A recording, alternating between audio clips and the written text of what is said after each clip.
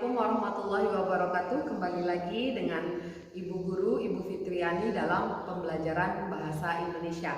Pada kesempatan kali ini Ibu akan menjelaskan terkait materi struktur isi dan ciri bahasa teks deskripsi. Sebenarnya menelaah struktur isi dan ciri bahasa sudah kalian kerjakan tugasnya pada pertemuan sebelumnya.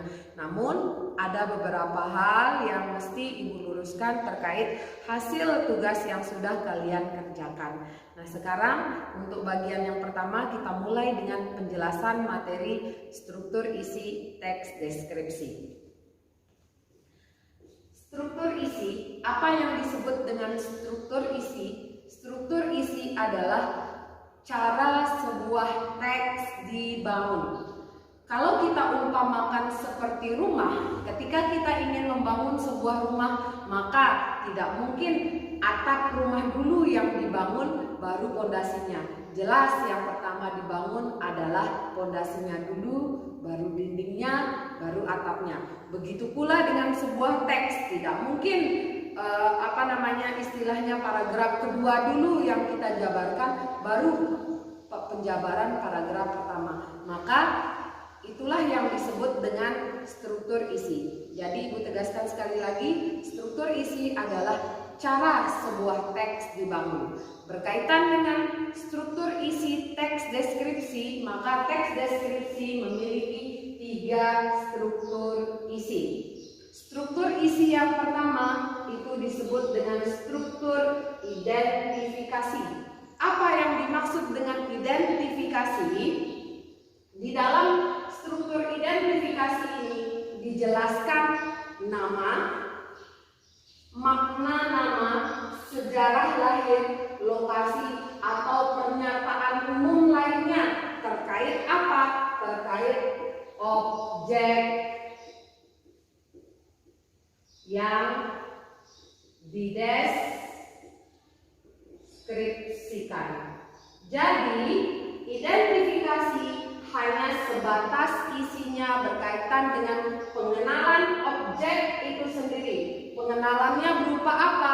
Pengenalannya berupa nama, makna nama, sejarah lahir, atau lokasi objek tersebut. Ya, jadi di dalam identifikasi hanya menjelaskan pernyataan umum saja, di mana pernyataan umumnya mencakup 4 hal ini. Atau kalau memang mau ditambahkan, bisa menambahkan pernyataan umum lainnya, tapi belum masuk pada tahap perincian dari objek itu, hanya sekedar pernyataan umum saja. Nah, yang kedua, ada struktur isi deskripsi bagian. Deskripsi bagian disinilah baru kita akan merincikan bagian-bagian objek. Ya, jadi kalau di identifikasi kita hanya menjelaskan nama dari objek yang kita deskripsikan, lokasinya di mana, terus kalau memang memiliki makna namanya apa, maka di dalam deskripsi bagian kita sudah masuk pada bagian perincian bagian objek itu. Ya, perincian bagian objek itu dirincikan dengan cara berdasarkan subjektivitas penulis. Bagaimana penulis melihat objek itu sendiri? Ya, apakah nanti di bagian perincian ini yang dideskripsikan? Misal, ketika kita ingin mendeskripsikan sebuah ruangan, misal di deskripsi bagian yang pertama ingin mendeskripsikan bagian ruangan yang sebelah timur, maka nanti bagian ruangan sebelah timur itu dideskripsikan. Cara pendeskripsiannya tergantung dari subjektivitas penulis. Bagaimana penulis melihat bagian itu sendiri. Jadi ketika misalnya penulis menganggap ruangan sebelah timur itu kotor, maka disampaikan kotor. Di ruangan sebelah timur itu bersih, maka disampaikan bersih. Seperti itulah bentuk dari subjektivitas penulis. Jadi subjektivitas penulis itu berdasarkan bagaimana penulis melihat objek tersebut. Nah, bagian yang ketiga itu ada bagian kesan atau simpulan. Di bagian kesan ini nanti biasanya akan dipaparkan di paragraf terakhir. Nanti apa isi dari kesan atau simpulan itu? Kesan atau simpulan itu berisi kekaguman atau ketertarikan penulis terhadap objek tersebut. Apa yang membuat penulis tertarik terhadap objek tersebut, atau apa yang membuat penulis kagum terhadap objek tersebut sehingga ia melakukan atau menulis teks deskripsi. Jadi nanti identifikasi bagi struktur isi identifikasi ini biasanya nanti akan dipaparkan pada paragraf pertama. Sedangkan struktur isi berupa deskripsi bagian ini akan dipaparkan pada paragraf kedua. Deskripsi bagian bisa dipaparkan dalam beberapa paragraf. Tergantung nanti penulis mau mendeskripsikan bagian-bagian yang mana saja dari objek yang dideskripsikan. Nah, sedangkan nanti di struktur isi kesan atau simpulan ini nanti akan dimunculkan pada akhir paragraf. Nah, ini sekilas terkait dengan materi struktur isi. Sekarang kita akan beralih kepada materi ciri bahasa. Jadi, kalau tadi struktur isi adalah cara sebuah teks dibangun, maka ciri bahasa itu merupakan kaidah-kaidah yang muncul dalam teks tersebut atau penggunaan kalimat yang digunakan dalam sebuah teks. Itu yang disebut dengan ciri bahasa. Nah, terkait dengan teks deskripsi, di sini ada 5 ciri bahasa yang bisa kalian munculkan ketika kalian menyusun teks deskripsi. Yang pertama, ada kalimat perincian untuk mengkonkretkan.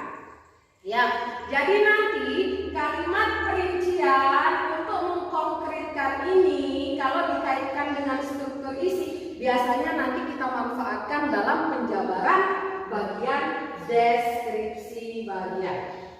Ya, jadi nanti kalimat perincian untuk mengkonkretkan itu biasanya nanti akan terlihat pada struktur isi yang berupa deskripsi bagian.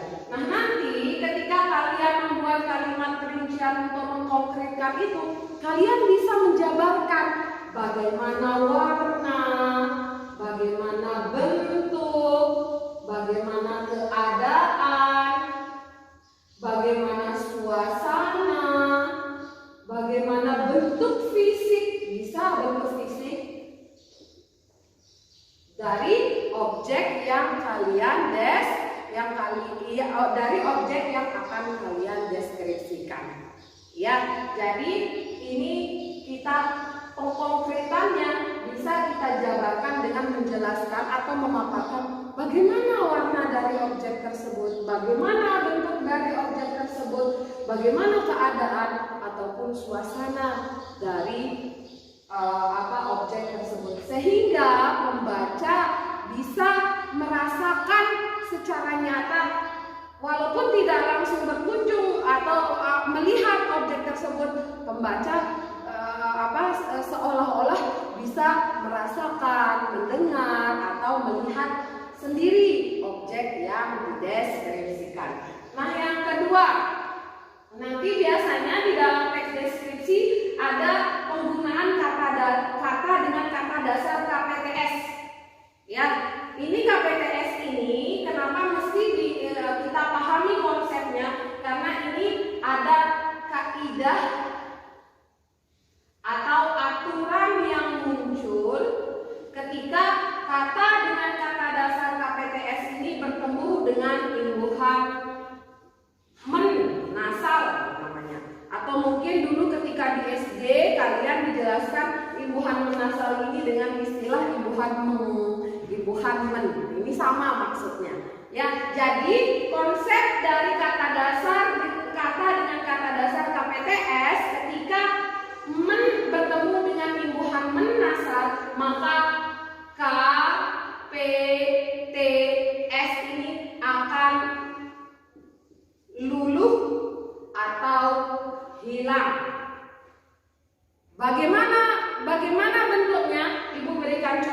Misal ada kata dasar kupas. Ya, kata dasar kupas memiliki kata dengan berawalan huruf K. Ketika kata kupas ini bertemu dengan imbuhan menasal atau meng, yang tadi mungkin di ketika pembelajaran di SD kalian dijelaskan dengan imbuhan meng atau imbuhan men, maka K ini akan hilang. Bagaimana bentuk perubahannya? Dia akan menjadi mengupas, maka hilang K-nya. Ini yang disebut dengan ini yang tadi menjelaskan kenapa mesti kita pelajari, karena di dalam penerapan kata dengan kata dasar KPTS ketika bertemu dengan menasal itu dia memiliki kaidah atau aturan yang harus diikuti. Ketika kata imbuhan menasal bertemu dengan kupas, kita tulis misalnya menjadi mengkupas, maka ini bentuk yang salah. Jadi harus dihilangkan K-nya.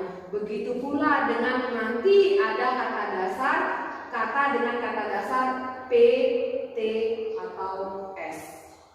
Misal kalau yang P apa? Misalnya paksa. Ketika bertemu dengan menasal, maka dia tidak menjadi memaksa, tapi dia akan berubah menjadi memaksa. Hilang huruf P-nya. Ini yang disebut dia hulu atau hilang. Yang ketiga itu ada, ini yang kedua. Yang ketiga itu ada kalimat yang menggunakan serapan panca indera. Mengapa penting kita menyusun teks deskripsi dengan menggunakan kalimat yang menggunakan serapan panca indera ini? Karena ini erat kaitannya dengan subjektivitas penulis tadi yang Ibu jelaskan pada bagian struktur isi. Ya, jadi serapan indera ini bertujuan untuk mengkonkretkan. Sebenarnya ini ada kaitannya satu dengan yang lain. Kalimat yang menggunakan serapan panca indera itu digunakan untuk menunjukkan adanya subjektivitas penulis, di mana subjektivitas penulis itu digunakan untuk mengkonkretkan objek tersebut. Ya, jadi ada tiga hal, ada tiga yang bisa serapan panca indera di sini. Ada tiga yang bisa kita buat kalimatnya di dalam teks deskripsi. Ada yang panca indera berupa penglihatan atau melihat, panca indera yang berupa pendengaran atau mendengar. Yang terakhir ada panca indera berupa rasa atau merasakan.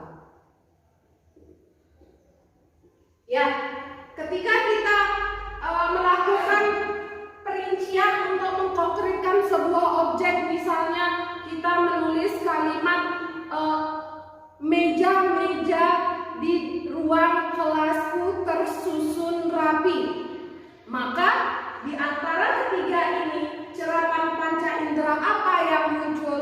Serapan panca indera yang muncul adalah melihat, karena di sana ada kata meja-meja tersusun rapi.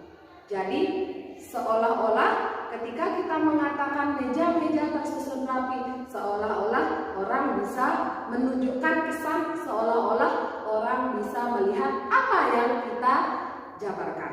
Nah, ketika ada kalimat berbunyi, ketika kita sampai di bibir pantai, ya, angin mengelus tubuh kita dengan manja, misalnya.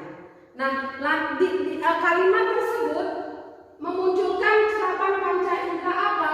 Maka dia memunculkan panca indera merasakan. Mana yang menunjukkan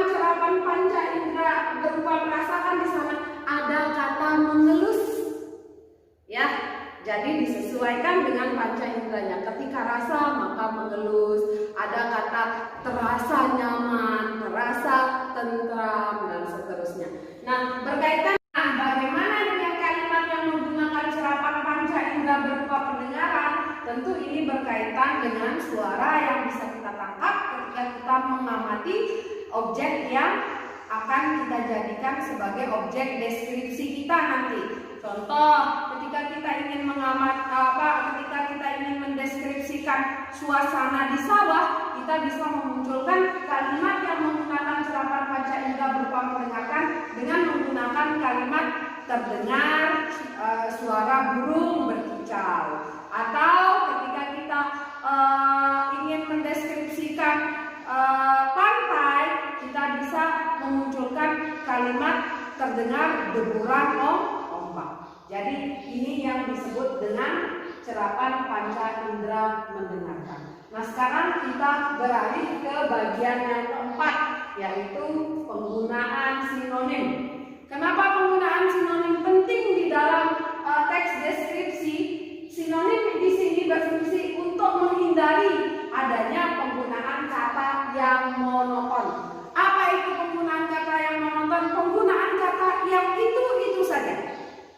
Jadi untuk menghindari itu, kita bisa mencari kata lain yang memiliki makna yang sama dengan kata yang sudah kita gunakan sebelumnya. Jadi teks yang kita susun menjadi kata-katanya menjadi tidak monoton. Yang terakhir, yang kelima, kita masuk pada bagian kalimat bermajas. Kalimat apa itu kalimat bermajas? Kalimat bermajas adalah kalimat yang digunakan untuk menimbulkan efek atau kesan-kesan tertentu. Biasanya kalimat bermajas ini mengandung makna kiasan yang menunjukkan adanya ingin mengungkapkan sesuatu dengan bentuk-bentuk yang lain. Nah, dalam teks deskripsi minimal kalian dituntut atau minimal kalian bisa menerapkan dua jenis majas. Sebenarnya jenis majas ini banyak sekali, tapi di dalam penyusunan teks deskripsi kalian bisa memanfaatkan dua jenis majas saja. Yang majas pertama apa itu? Yaitu majas perumpamaan. Apa yang disebut dengan majas perumpamaan? Majas perumpamaan adalah majas yang membandingkan dua hal yang berbeda dengan menggunakan kata pembanding. Mana yang disebut kata pembanding?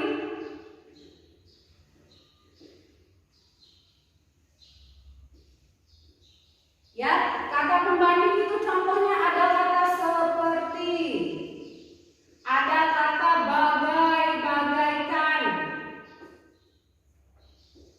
bagai atau bagaikan,